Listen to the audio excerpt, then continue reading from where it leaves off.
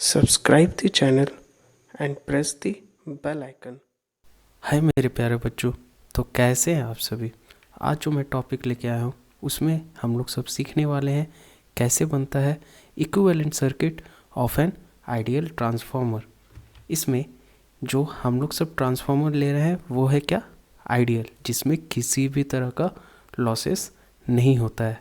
ये प्रैक्टिकली पाया नहीं जाता है। इसमें हम लोग सब दोनों एक कंडीशन में हम लोग सब बिना इम्पीडेंस लिए हुए बनाएंगे, और एक कंडीशन में हम लोग सब with impedance equivalent circuit diagram of ideal transformer को ड्रॉ करेंगे।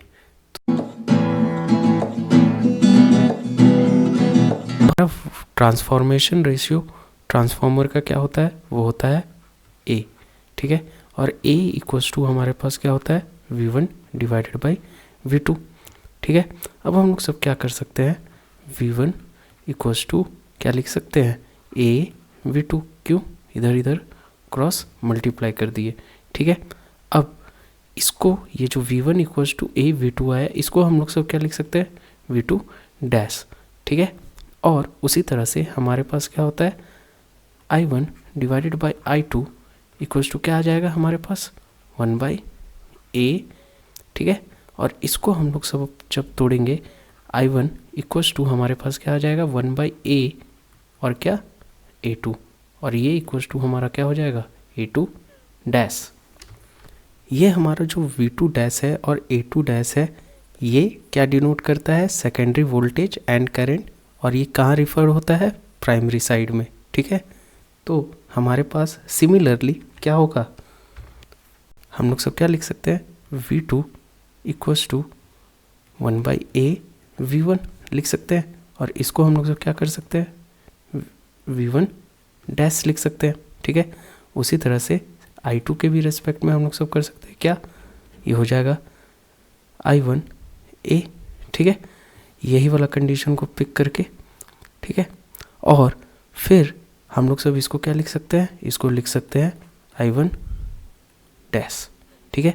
और ये क्या है, ये V1 डैश और I1 डैश क्या हो गया, ये हमारा हो primary voltage and current refer to the secondary side. चलिए इसका एक छोटा सा उदाहरण आपको मैं दे देता हूँ। अगर हम लोग सब ट्रांसफार्मर ड्रॉ करते हैं तो कुछ इस तरह से ड्रॉ करते हैं। सबसे पहला चीज़ दिखाते हैं कपलिंग, ठीक है। ये म्यूचुअल इंडक्टेंस है किसका, प्राइमरी और सेकेंडरी के बीच में, ठीक है। अब ये V1 इक्वल्स टू हमारा क्या आ रहा था, ए V2, और यहाँ पर V2 इक्वल्स टू हमारे पास क्या आ रहा था, 1 बाई ए V1, ठीक है। और हमारा I1 इक्वल्स टू क्या आ रहा था, 1 बाई ए I2, ये I1 इस तरफ और I2 इस तरफ, और ये ये इस तरफ, I2 इक्वल्स टू क्या हो गया, ए I1, ठीक है। और ये हो गया number of turns primary side, और ये हो गया number of turns secondary side. और ये हम लोग इस तरह से डॉटेड लाइन में दिखा दे रहे हैं कि म्यूचुअल इंडक्टेंस है दोनों के बीच में। और ये जो हमारा जो सर्किट बना, यही हमारा है क्या, equivalent circuit of an ideal transformer. और ये किस केस में है, जब हमारे पास इम्पीडेंस नहीं दिया हुआ है तब के केस में है।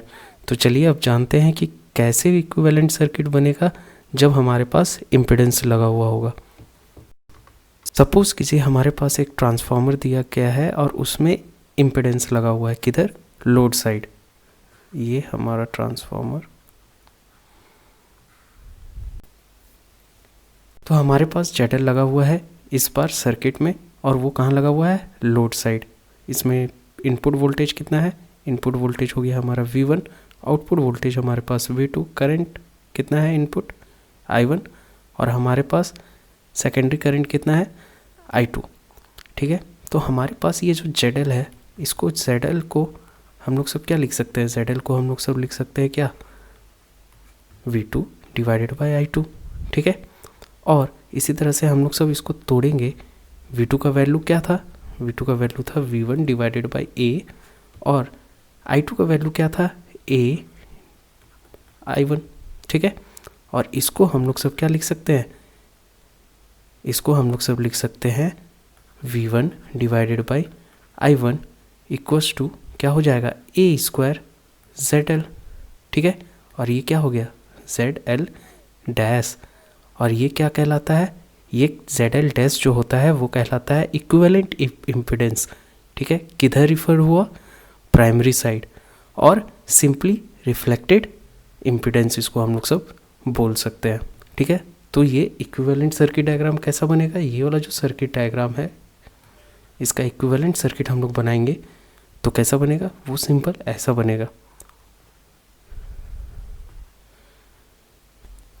तो हमारा सर्किट जो बनेगा वो बनेगा कुछ इस तरह से। इसमें हम लोग सब करंट I1 इंटर करते हुए दिखाया है, ये हो गया हमारा V1, और यहाँ पे हमारा V2 भी रहेगा। यहाँ पर जो आप लोग सब शॉर्ट देख रहे हैं इसका मतलब ये है कि जब हम लोग सब प्राइमरी साइड जब देख रहे हैं सर्किट को तो उसमें ऑलरेडी मेंशन है ZL डैश, जो क्या होता है रिफ्लेक्टेड इम्पीडेंस, और ये हमारा हो गया इक्विवेलेंट सर्किट डायग्राम किसका, ट्रांसफॉर्मेशन ऑफ लोड इम्पीडेंस। समझ आया? होप ये वीडियो आपको बहुत पसंद आया होगा, छोटा सा वीडियो था।